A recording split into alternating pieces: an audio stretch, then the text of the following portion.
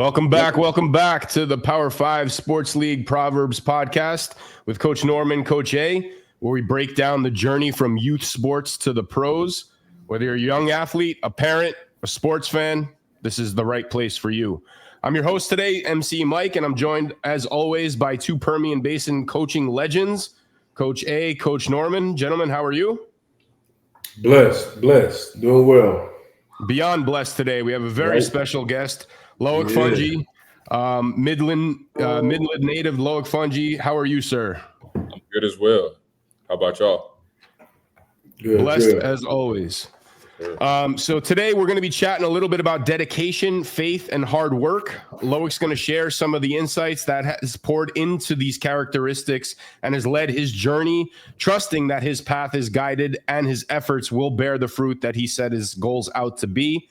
Perfect for someone on the verge of entering the NFL draft. But as always, before we get going, Coach A is going to lead us off in today's prayer, and we're going to discuss today's proverb. So, Coach A. All right, let's pray. Heavenly Father, again, thank you for a day that was not promised.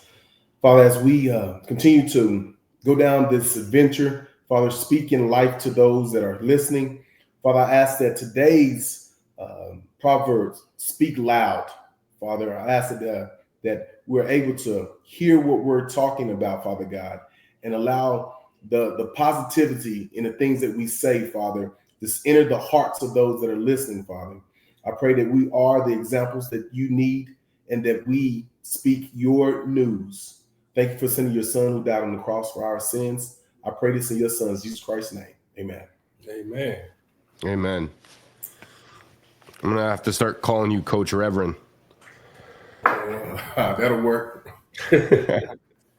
All right, so let's discuss today's proverb before we jump into everything. Commit to the Lord whatever you do, and he will establish your plans. Proverbs 16:3. Coach A, you're nodding. It looks like you're ready. Let's discuss this one. What's your take on today's proverb? Man, commit to the Lord whatever you do. Like any and everything you do should be an example and a representation of who God is. From taking out the trash to being over a Fortune 500 company, it doesn't matter. You need to be the best that you can, and in doing so, represent God and understand that his plan is always going to be the best plan to have. So he is the ultimate coach. You just need to be in your rightful place and allow the plan that he has for you to be executed. Yeah, we spoke last week a lot about the victory is always for the Lord, right? I mean, this sort of aligns with that. Coach Norman, what's your take? You know, when I look at this verse, I think about an old saying that one of my elders told me one day. They said, when we tell God our plans, he laughs. Right? Our plans, we may have a plan that we're trying to do or a way that we're trying to go, but ultimately, God he's the ultimate creator, right, and the ultimate time maker. Mm-hmm. And everything happens on his time and not our time. And so whether that lines up with what we want to do or not, I think one thing I believe is if we, commit to whatever it is that we're doing, do it to please God and please the Lord, then, 9 times out of 10, it'll line up with what God has for you as well. Loic, you have anything to add with this? Yeah, to me, like when I'm sitting there reading this scripture proverb, to the Lord, whatever you do, and he will establish your plans. So to me, I understand it like when you put your all in the Lord, everything pretty much happened the way you want it to be. So, yeah. And we're going to discuss today the results of giving it your all, and you're going to discuss a little bit about your career and where it's led to this particular moment. But before we jump into that, we're going to take a moment and we're going to thank today's sponsor, Market Street, based in Midland, presenting sponsor for the upcoming Roundup P5SL Rally for Youth Pickleball Tournament for over 100 years, 109 to be exact. The United family has been serving Texas and New Mexico with top-notch service, superior performance, and a commitment to community. We're very grateful for their support. We thank them very much, and they clearly are making a positive impact within the Midland community. So y'all go get your groceries at Market Street. Right. Hey, let me tell you a story about Market Street. Like, so I recently got inducted into the Texas High School Hall of Fame, right? Mm-hmm. And so my wife, she put together a kind of like a banquet, a ceremony or whatnot, you know, where she had to, you know, we had to get a venue and we had to invite people to it and all of this type of stuff. And for catering, she ordered Market Street. And I didn't know that she had ordered Market Street. I don't think nobody else knew. It was just her and the young lady that was helping, you know, put together the venue or the event. And everybody in that place, it was about 100 people, I say, 100, 115, something like that. Everybody talked about how good that food was. Yeah. And when they heard it was Market Street, everybody was like, Market Street? Really? Like Market Street? You know, they thinking it was some big time restaurant or something around town or whatnot. But Market Street, man, they got some great catered food. And even on top of that, being on the city council, shoot, they order food for us on executive sessions. Oh, it's from Market Street? The next one we had, they had Market Street up there. MC Mike, I got a confession. During his ceremony of being inducted, everybody was asking about the food, and I kind of stole some of the shine from Market Street. I was telling them that yours truly cooked a lot of that. So these are my confessions. Yeah. So that's why everybody was thrown off. They were asking you to cater their next event. Right. Yeah, so we definitely want to thank them and obviously thank them for the support within the pickleball tournament. That's going to be a big event coming up here quite shortly, and we're very thankful for their commitment to youth sports in the Midland area. Well, today we're going to switch things up slightly. We usually have a pretty strict format, and to Coach A's, I guess amusement. There is no trivia today, so there's no way you can get it wrong.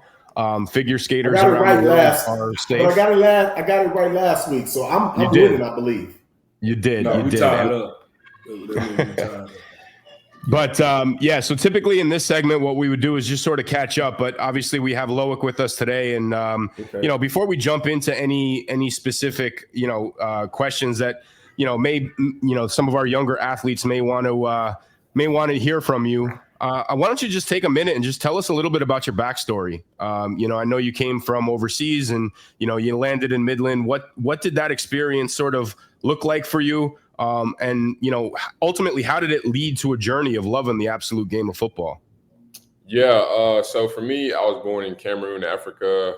I moved to the States when I was about 8 years old, Houston, Longview, then finally ended up in Midland. Feels like forever ago. But yeah, it landed me here. I mean, I started playing soccer when I first moved to the States.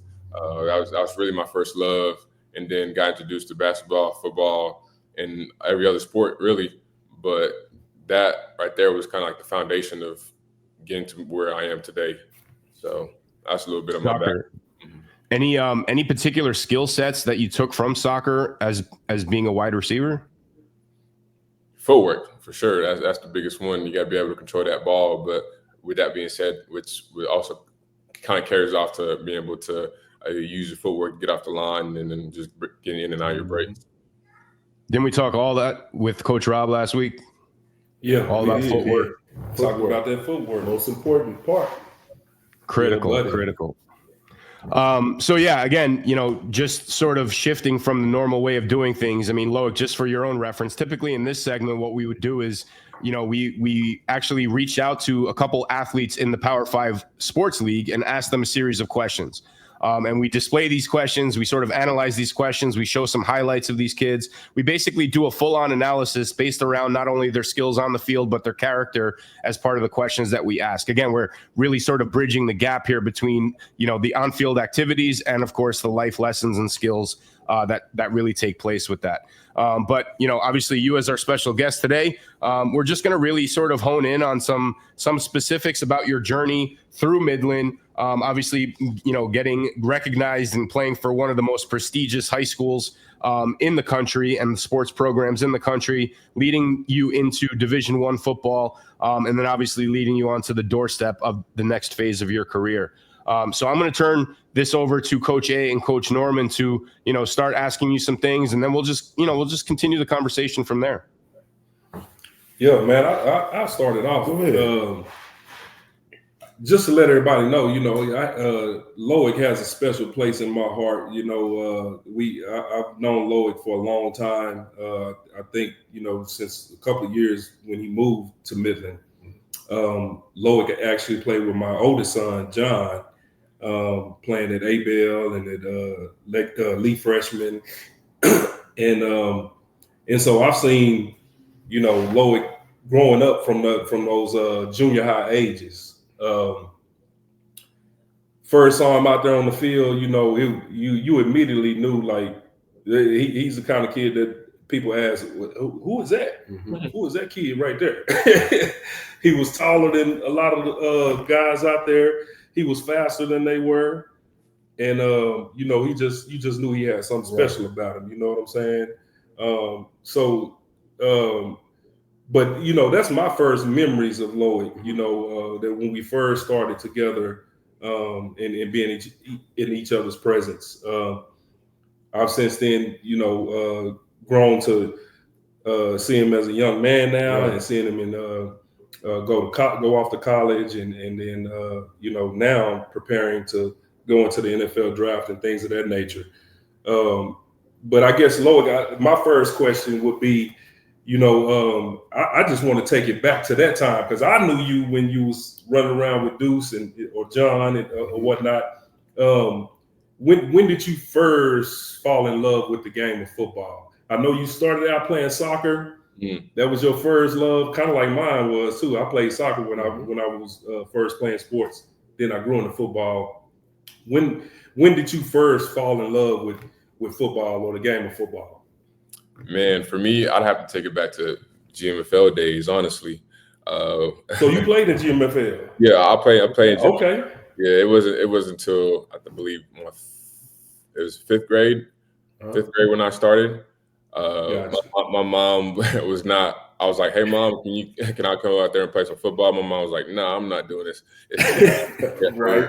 The typical mom in their caring self. Right. But for me, it was during that time. I'm out there my first time playing football. I'm out there playing running back. I'm like, I've never done this before. You know what I'm saying? Yeah. I'm getting the ball, running downfield. Like you said earlier, faster, bigger than everybody. I'm like, I don't want to get touched. I'm scared. I don't want to get Right. You know what I'm saying? But out there scoring all those touchdowns and just getting to see how the game is and just fall in love with it in that sense. You know what I'm saying? Yeah. So that's kind of where it all came from. That's cool. Hey, let me ask you this. What was your experience as far as playing for Midland Lee? Like, did you just go there as if it was just a regular school? Did you know the history about Midland Lee, those that came before you? Like, how did your experience playing for Midland Lee work out for you? I'll say my time at Midland Lee was amazing. Kind of build my foundation to where I'm at today. Shout out to Coach Harmon for pretty much guiding me through the whole process, because I didn't have no background of what really football was. I didn't know too much about it. He kind of showed me the right steps and who to talk to, how to do things. Like even before that, before I got to Midland Lee, I was at Lee Freshman out there. Made a transition from running back to playing receiver. Got to get with all different receiver coaches that was there, and they kind of pretty much showed me the foundations, how to really become a receiver in that sense. But my time at Midland Lee was pretty much tough. A like you talk about West Texas Tough is another big thing that we have a lot of pride on. A lot of that work is pretty much really grindy, gritty work. We out there working out there on the speed weights. That's one of the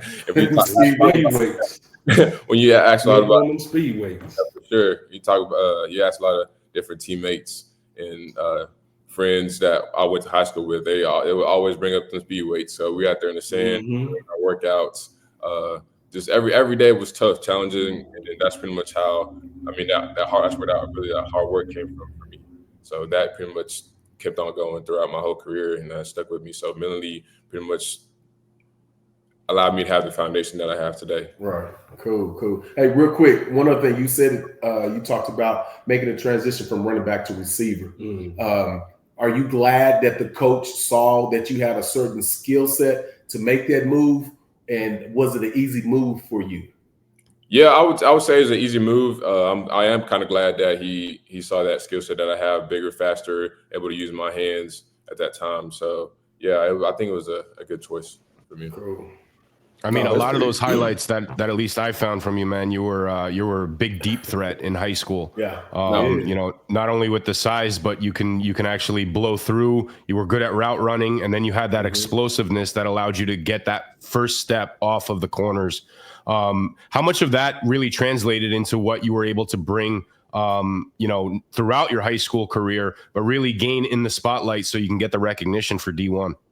No, a lot of it too, because a lot of what college coaches are looking for is someone big, fast, can outrun any coverage defense player on the field. So that helped a lot. No, that's awesome, man. Shoot, I just want to go back to going back to your younger days, playing in GMFL and transitioning into high school and things of that nature. Like for some of these young kids that's playing now, because I can tell you, I'm just be straight up with you, man. A lot of these kids that's playing youth sports and youth football, they get to the junior high level and things just totally turn around. Like it's some kids that, you know, may have played linebacker all their life in youth sports, and then they move to safety or move to a receiver, which they never played before, but have to adjust and adapt. So for you, you know, playing running back in the GMFL and then all of a sudden moving to wide receiver and having to adjust to that, can you tell kids today, like, what would you say to them? Like, is it bad to change positions, or is it something that's you know that can be good for them? No, I would tell them play every position that you can, because when you get older and people are filling up different roles, you want to be able to play running back, or you want to be able to play tight end, or you want to play safety. You know, learn everything you can, because you're more valuable when you're able to get on the field. And Thank you. Taking that receiver spot and you see a spot at the tight end spot, go play tight end. You know what I'm saying? It's even better for you, because even like I'm talking about, a lot college scouts, they look for people that can do a lot more than just one position. Yeah, a lot more sports than just one. So I'm sure it also helps you understand how to do your position better when you have a better understanding on how other positions are played on the field too. Yes, exactly. Yeah. Like John said, someone that's playing linebacker, and then if you get moved to safety, you have a different perspective how the field works. So.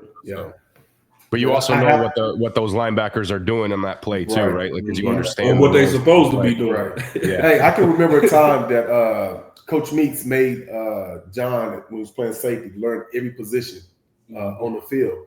I didn't know that at the time, and John was telling the linebackers their drops and all that.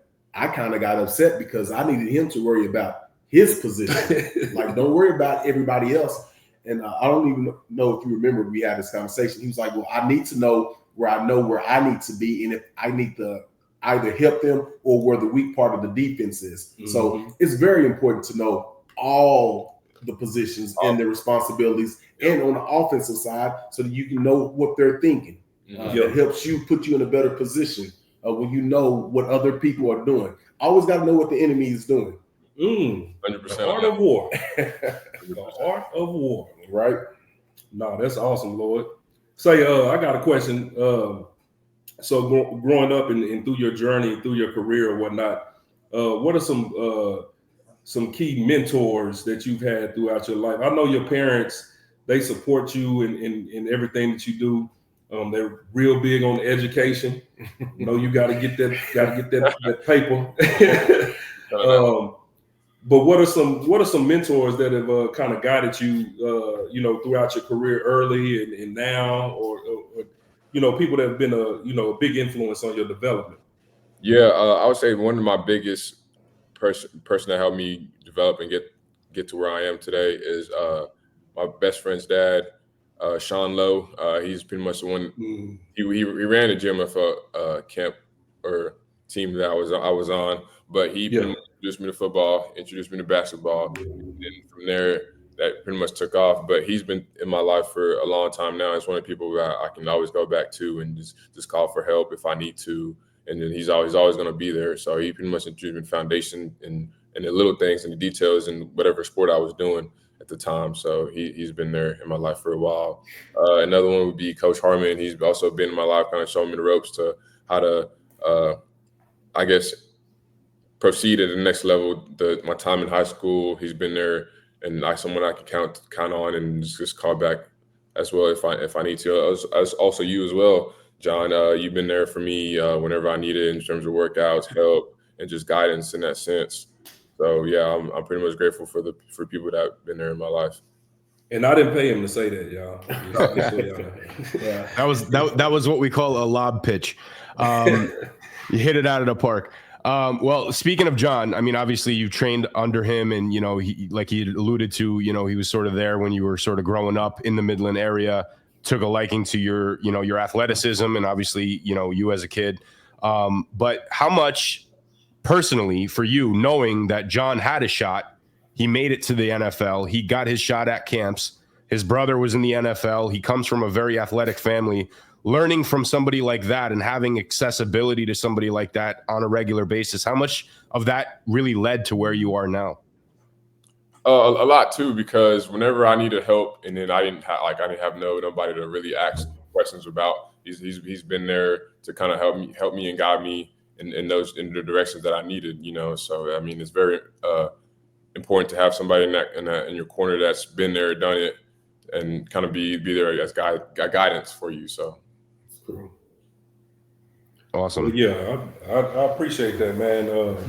Just to let people know, though, Loic is all of those things that we talked about, those characteristics from different kids that we talked about. He's coachable. Excuse me. I'm sure any coach that he's been under would tell you that he's a very coachable kid. He listens. And one thing that I think helped Loic in his journey is that his coaches never had problems with him. Right. Off the field problems, anything like that. You're not going to get that from Loic. You know what I'm saying? Like, he's going to be a kid that's going to take care of his business, and you don't have to worry about, what's going on, or getting a call in the middle of a night. Right. You know what I'm saying? All of those things, which I think is a perfect segue into the next segment of questions, in his college journey. Loic, I know you were recruited coming out of Midland Lee. You were recruited by a lot of schools, a lot of D1 schools. Yep. I remember Georgia being one of them, one of the big ones. Georgia was a big name that was recruiting you, and I think USC too. USC was one. Texas was another one. Arkansas was one. A&M. Yeah. Baylor. Yeah, keep running them down. Keep running them down. Hey, poke your chest out a little bit. Yeah, ain't nothing wrong with it. Yeah. Yeah. So he was recruited by a lot of D1 schools, and you chose to go to Texas Tech. Just tell us a little bit about that. That choice of school. I know it's close to home or whatnot.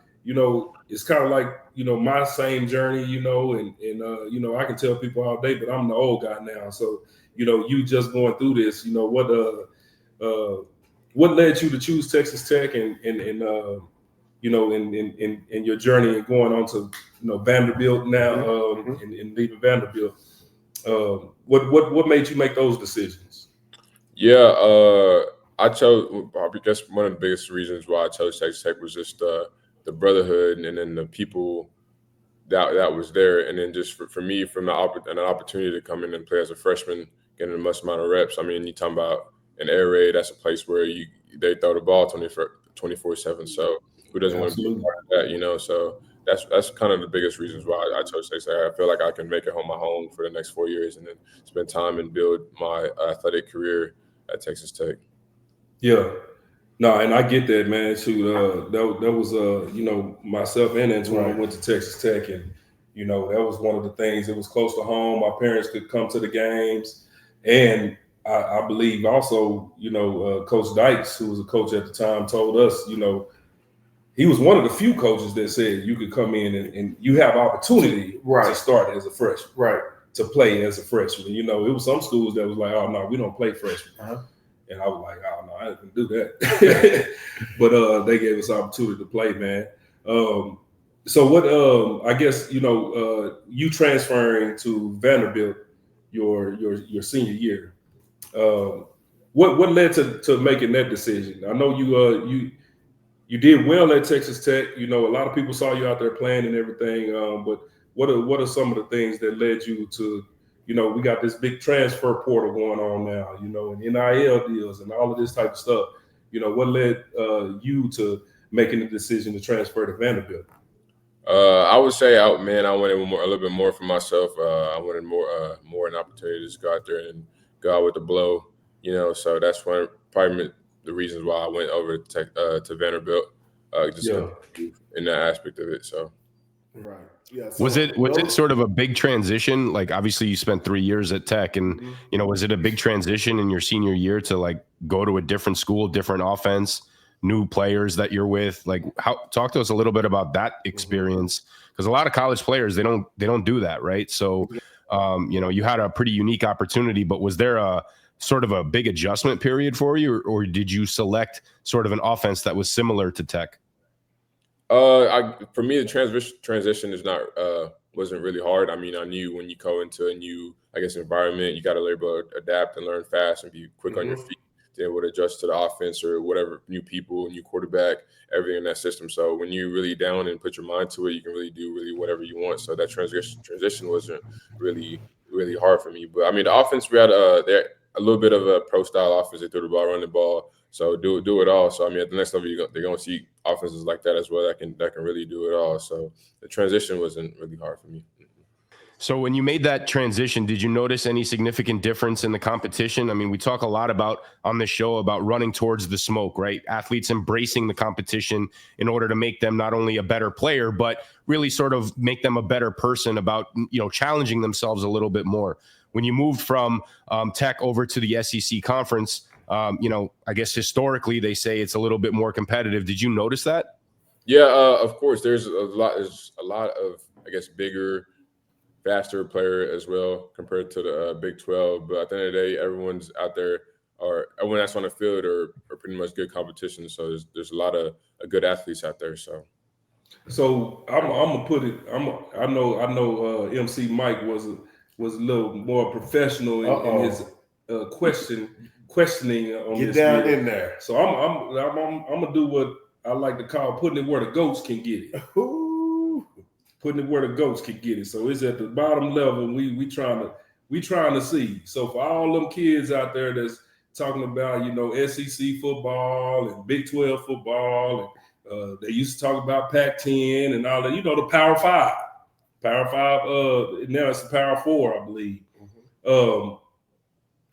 Man, what's the best conference, man? What's the best conference out there? Because I say SEC. Even though I played in the Big 12, I say SEC. But we played against SEC teams as well.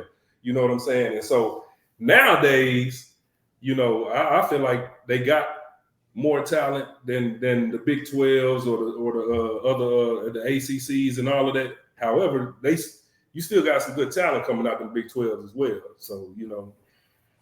Which one would you say? Because you played in both. You played in the Big 12 without hating on your friends at Tech and without hating on your friends at Vandy. Which one would you say is the best conference? Because you got good players in both. You really do got good players. I mean, to me, it didn't matter. It doesn't really matter. I'm gonna show up and compete at any level. Right. So, Good answer. Good answer. Don't let them trap you. No look for the Big Ten, huh? No. So, but I'm gonna let you know, SEC, yes, but it took some Big 12 teams to make it even better. Yeah, it did. I agree with that, man. You know, shoot, everybody always talk highly on the SEC and all of that, man. But shoot, there's been some times where we dominated some SEC teams and all that, you know. yeah. And then, Mike, like you mentioned, the Big Ten, shoot, them Ohio States and Michigans and all of those guys, man. I think it's just talent everywhere, you know, and it just takes it just takes special teams to win every year, regardless of who it is, regardless of what conference they're in, you know, and then, you know, some just do it more than others. And as a fan, you know, like, I mean, I clearly didn't play at that level, but as a fan, it makes it a little bit more entertaining and more exciting too, right? We don't want to see the same three teams always in the mix. Right. We want to mix it up, and we want to see that talent really spread out. Right. And you know, I think that's really where it's gotten to, which is great. Yeah. All right. Hey, Lord, moving into the on the field, what would you say is your best skill set attribute as far as your speed and your explosiveness? But you are a blank pamphlet. What would you put in there for NFL teams? Great footwork at the line. I feel like I'm able to get past anybody I really want to. Well, don't get my cleats. Okay. Now for real though, then speed even just tops it off. 100%. Right. Yeah. Then I guess route running too as well, and then just my hands. Right. Yes, Now I tell you, for a DB, look, how tall are you? 6'3". 6'3", and those arms. And I know that DBs hate tall receivers with quick feet and can reach out and touch you before you touch them because the separation is always there. But yeah, that's a great pamphlet, a great book, brochure to have. Yes, sir. Yeah. One of the questions that we ask some of the kids pretty frequently is if you were given a superpower, what would it be? And it's usually a toss-up between super strength or super speed. Right. But super speed, I think, has the edge, and we talk very frequently about the need for speed in order to take it to that next level. Can you touch on like when you realized? I mean, obviously you played soccer, you have a lot of experience, you know, being a fast athlete, you know, growing up. But at what point did you realize, like, man, this is really a skill I got to hone in on?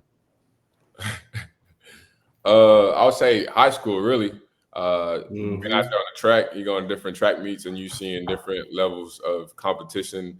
People were slow, people were fast, but when you got it and you out there dusting people on the track, you like, oh yeah, Yeah. It's really trying to focus it on that, and people must get faster because you know once you get to certain levels, there's gonna be some people that are just as fast as you, so you gotta be at your best. Man, and we seeing it every day. What events did you run in track in high school? I had ran the Open 2, 4x1, 4x2, so big boy races. Yeah. Yeah, them the speedsters. Yeah, that's a good one. I wouldn't say big boy race, but he didn't run that mile relay. So yeah. He was one that was hiding from because we need somebody. We need somebody to come in. I was hiding for that. I did that. At the end of the day, you got to do what helped the team. So those are races where I took on and helped my team out win. That's good. That's good. Track meets, That's what's up. Awesome, man. Awesome. So, I guess you know, going back to your college career, what's one play that maybe stood out to you? You played a long time, so I know you got a lot of plays. But is there because I can remember the play that stood out to me is when Antoine got ran over. Coach A got ran over, and he got a concussion. he started walking to the Nebraska sideline. He clearly does not remember that moment. And I was like, Tom, where you going? He was like, yeah, he was hyped because he done made a tackle and everything. I'm like, hold on, you going to the wrong sideline, man. We got to go this way. But what's a memorable moment for you that you may have had throughout your college career? I would say instead of moment, I'll be Ole Miss game. I think 2 years ago, bowl game.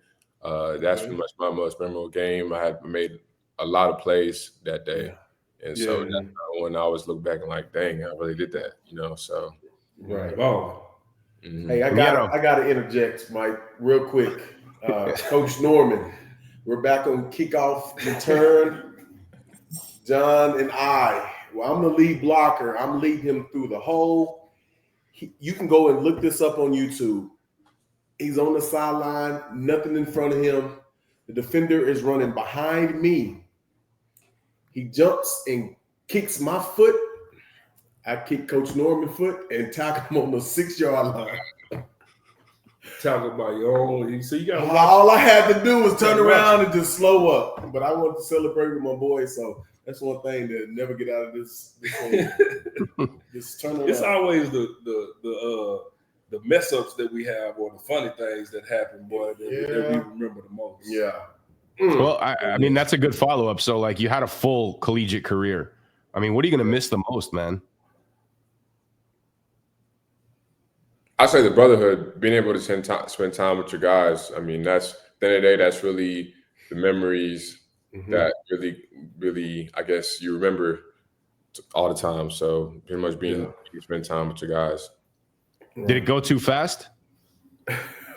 Honestly, yeah, I would say so. Yeah, I mean, 5 years went by super fast. It felt like just yesterday. It was my freshman year, right, getting on campus, So yeah, but it went really, really fast. But very grateful for it.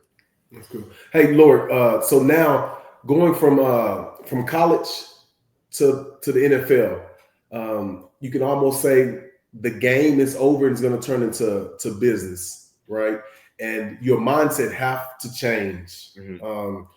So tell me about how do you prepare mentally for before games or for big games? Because I'm always talking about the mental health and the mental these athletes. So what are some things you do and how important it is to prepare mentally for big games?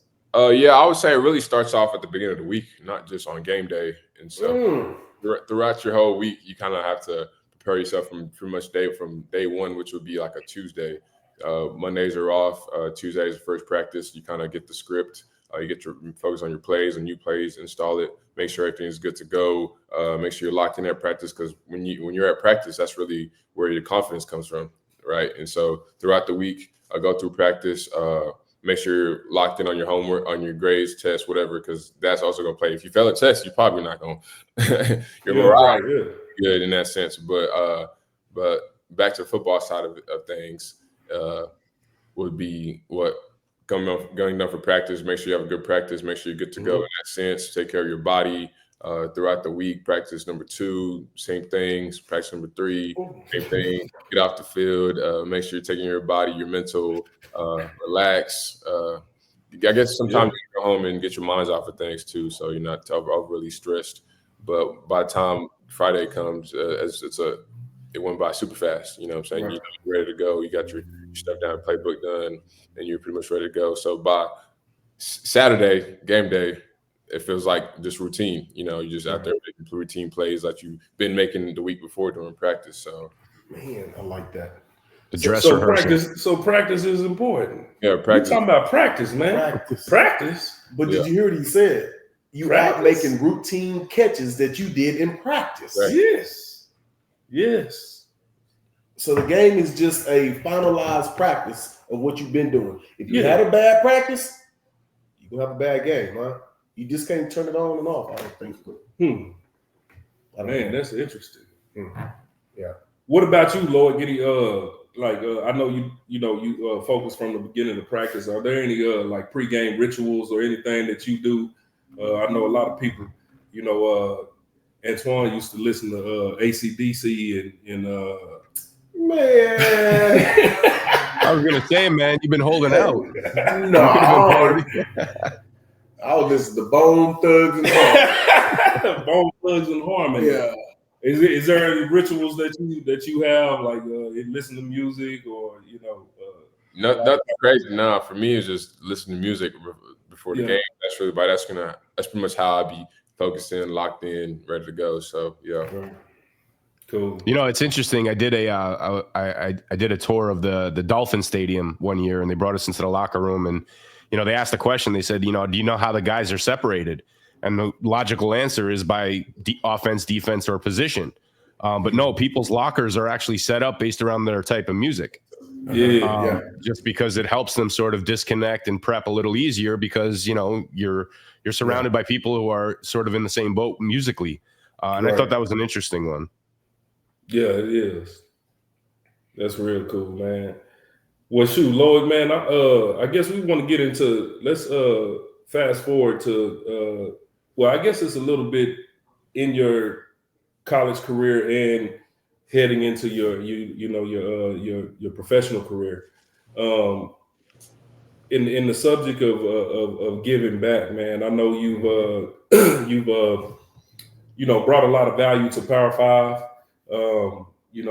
With the training, and then coming back and going through the camps, doing the camps and stuff with the kids, man. Just tell us a little bit about that. What does it mean to you to give back to the next generation and pour into these kids? It feels amazing to just be part of their life and pretty much helping them out as well, because I know my time at Texas Tech, it was a lot of Midland, Odessa, West Texas people that was really supporting me. You know what I'm saying? Right. It's important to go out there and give it back to them, because that's where I'm from, and pretty much showing the ropes of how to do it. And then this is the path you can take, and there's also a lot of opportunities in that sense. So I thought it was very important to kind of come back and help them out. Cool. Yeah, one thing that I gotta mention, man. Loic was still in school at that time, right? And he drove down here every day that we had the count. I think it was 3-day count, right? And he drove down here every day. He was just like, I'll be there, to be with the kids and meaningful. You know what I'm saying? So he drove down here and went back home or whatnot, and came down here every time. So we're very appreciative of that, man, and we appreciate how you have given back to your community, giving back to the kids, and showing them that that they have something to look up to, and it's something positive to look up to, a great mentor. So we appreciate you on that end, man. Yeah, definitely somebody with a little bit less gray in their beards. Yeah, right. But yeah, you are only a few years removed from I guess where these kids feel they're going to get to, and it is very important for them to understand that it is possible, right? I mean, I always allude to on this program that kids nowadays are programmed to be that Madden player, right? Like they want that highlight reel, they want that, but they don't really focus on the work. And just to see what the work gets you, and where somebody like you can, ultimately land up again on the doorstep of the NFL. It means a lot to these kids. And, if it touches one of them, and if it literally makes them practice a little bit harder to get to that next level for their own career, that's really what it's all about, man. Because youth sports, especially in the Midland area, I mean, football is the religion, but what Power 5 is bringing, not only with football, but with track, and, they introduced the 9v9 spring league, which, brings some of the bigger boys into the equation with respect to, non-tackle football. And, there's a lot of great things happening within the Power 5 ecosystem, and, just seeing what, you come back and shed some light on the possibilities of where they can go. I mean, it really is something special, man. And it is something that we're really focused on with this league. Absolutely. Say, Lord, you've had a chance to train with Coach Norman. He feels that he's very knowledgeable of some things sports related, and just life in itself. Over the years, like, can you explain or talk to us about the impact, how he impacts your mindset and your skill set? Yes, sir. Yeah, I guess you could say for me, when I first saw Coach Norman work, I saw his son. He played running back. He had a great footwork. Somebody I also looked up to, one of my close friends as well. But I saw the way he was moving. I was like, oh, where'd you learn that from? But at the end of the day, it came back to his dad, you know what I'm saying? He instilled him hard work and then just dedication and just continue working in that sense. But when I came as Coach Norman and asked for some sessions to come in and work, but I was like, yeah, I saw some drills that you did. I want to do them myself, and you helped me out in those specific needs that I need to get better at. And then he was able to get all those done. You know what I'm saying? So I'm very grateful for his, I guess, knowledge and opportunities in that area. So. You guys are all Lee alumni, and now, you know, Coach Norman's being inducted into the Texas High School Hall of Fame, you know, for his efforts at Lee. You know, how cool is it that, you know, not only did you guys train together, you grew up in the same town, but you wore those same colors. And now, you know, obviously he's going to be enshrined with some of the best. I mean, he's being inducted with RG3, Patrick Mahomes, you know, some of the best that Texas has produced over the last decade or so. No, that's a very amazing thing. That's an amazing thing. It really is. Texas Tech, put them out there, baby. Man, so Loic, man, going into, you know, in your journey now, you preparing for the NFL, preparing for the NFL draft. You know, you've been putting in the work. I believe you said like you've been working out in Tennessee and in Georgia and different places and things of that nature. You know, as you approach this time right now in the 2025 NFL draft, you know, what's going through your mind emotionally? Like, we know you got all the physical attributes. We know you physically gifted. You 6'3", 210, I believe. Yes, sir. What's going through your mind emotionally now? You know, kind of break that down for us, and you know, so that these young kids that's coming up, man, when they time comes, you know, some things that they could be thinking about as well.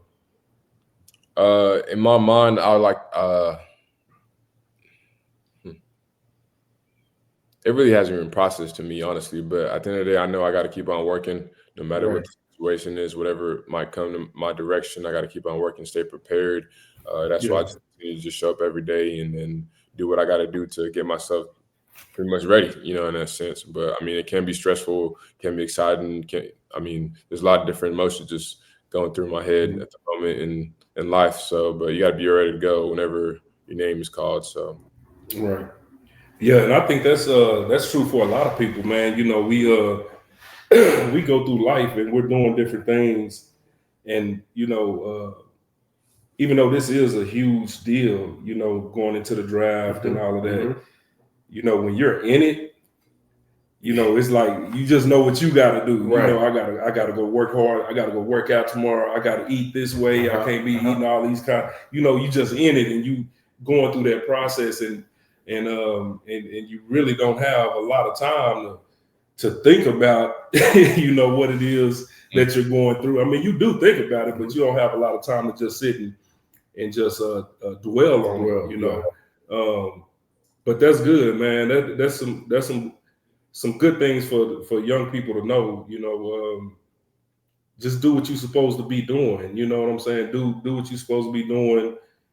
Going to work out, putting the work in, eating right, doing all of these things, and you know it'll come to fruition in the end. You know, I'm gonna throw this back up here because you commit yourself, dedicate yourself. There you go. Right. And the plans will be unfolded for you, right? Yeah. Right. Regardless.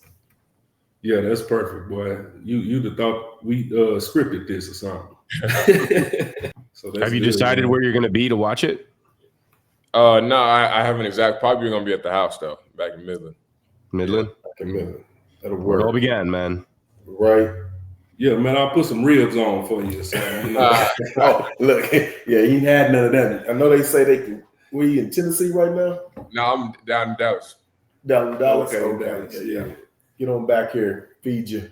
Yeah. Get on West Texas barbecue. Yeah. From Market Street. Man, that's awesome. I'm excited for you, man. Like, this is gonna be a huge deal.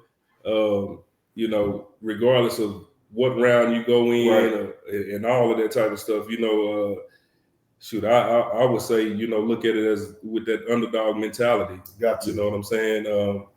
And use that to fuel your drive. You know, the best quarterback in the NFL to ever play, Tom Brady, drafted in the 6th round. Shoot, he wasn't even, you know, nobody knew him until nobody radar. Yeah, he wasn't on nobody's radar or anything like that. Did you see that 40 he ran at the combine? He had one of those old school Christmas jerseys on, the JC Penney jerseys. Yeah, man. So man, it's so many, man, that you know, have that underdog mentality, man, and you know, they may not be the Travis Hunters or the, you know, the Cam Wards and stuff like that, but you got something special in you, man. And I just say keep going, man, and you know, we here for you for whatever you need. Yep. I would agree. Enjoy it too, man. Enjoy it and realize that you're taking a step that the majority of us only can dream of. Right. So that's enjoy every minute of it. Right. Yeah, that's real. And another deal, you are exactly where you're supposed to be. Stay ready, so you won't have to get ready. And when they pull your resume, if somebody mess up on their job, they pull your resume, next man up. Yes, sir. There you go. Awesome, man. Well, we definitely really appreciate you taking the time and chatting with us a little bit here tonight. You know, I'm gonna bump us into one final segment here that we typically do, where we give some of these young athletes a little tip of the week. You know, something to really focus on before the next episode. Think about. You know, we talked a little bit about footwork last week with Coach Rob. You know, the importance of that. Sometimes we talk about speed. Sometimes we talk about some hand drills. Is there anything specific that you want to share? Focus on them little things. It was going to take you a long way. Focus on the little things. The little things make the big things. Yes, sir. This young man has been giving coaching tips throughout this whole segment. One thing that he talked about that I have to bring up, don't be afraid to change positions and look for opportunities in other positions so that you can get on the field. Like that's huge. And all you young kids out there listening, you might not have the body type yet, but you're still growing.